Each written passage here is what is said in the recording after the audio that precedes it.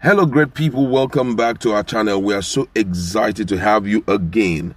The federal government has finally mapped out 30 grazing reserves for pastoralists, talking about Fulani headsmen. They will no more be parading around our environment. Then let's look at where is this 30 or where are these 30 grazing reserve actually located, because that is overly important for us so that we know if they are going to be heading down to the south anytime from now or if not.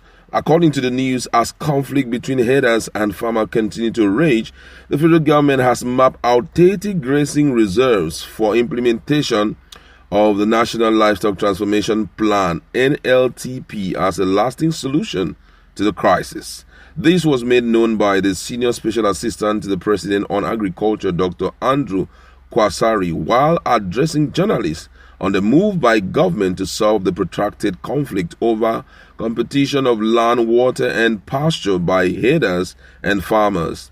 According to Kwasari, the NLTP is a cardinal under the Green Initiative project because it is a sure way to permanently settle the lingering crisis. He said, and I quote, he said, the National Livestock Transformation Plan is a sure way in solving permanently the issue of the farmer-herder conflict. The real farmers and herders that have conflict, and mark my words, real farmers and real herders that are in crisis today, is triggered for resources of land, water, and pasture. The 19 northern states have grazing reserves. So far, we have mapped out over 30 grazing reserves, and on paper, we have over 400 grazing reserves. So the northern governors have to be committed in working with the federal government, Federal Ministry of Agriculture and Rural Development, supervision with the NEG to make sure that wherever those grazing reserves are found, that we are able to convert them into lush green models specifically for pastoralists, and the pastoralists will not migrate anymore. The land is there. We don't need to look for land anywhere.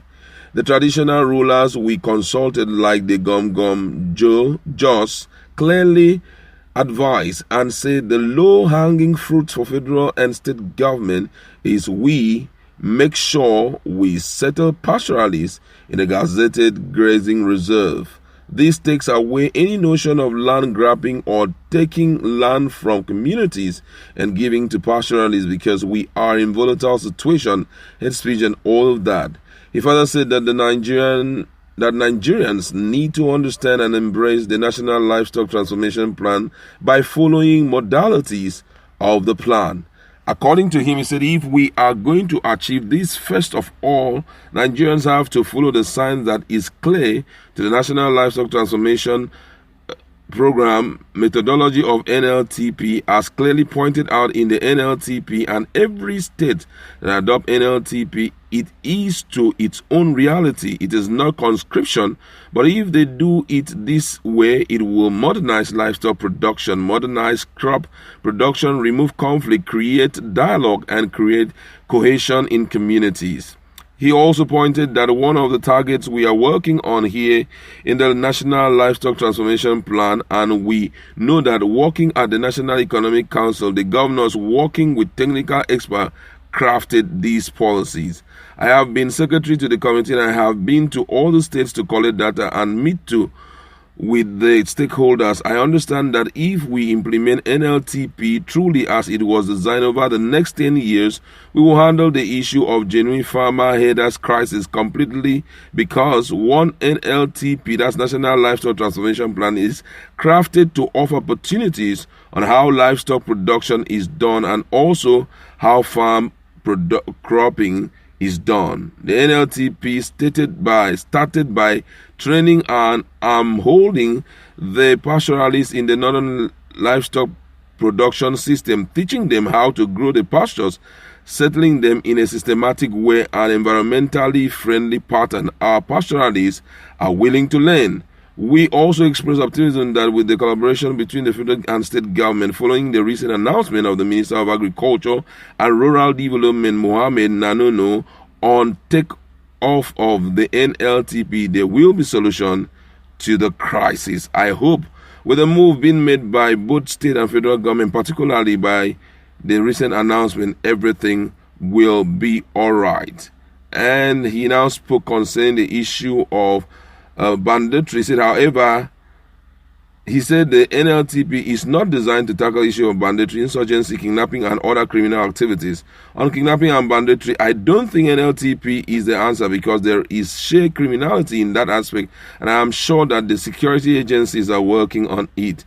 But the conflict between the real herders and farmers over competition on land, water, and pasture can be resolved.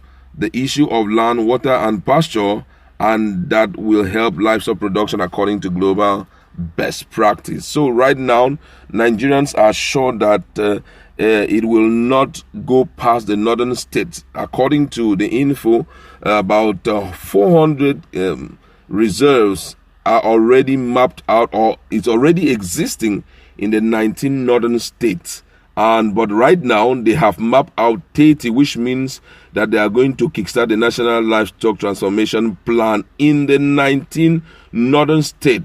Now, this will be an opportunity for us to know if truly some of the Fulanis that we are seeing hanging around us and are in our bushes, if they are there for a more heinous crime than we ever believe they are in for. Because right now, they have been restricted to do all their businesses in the northern part of the country.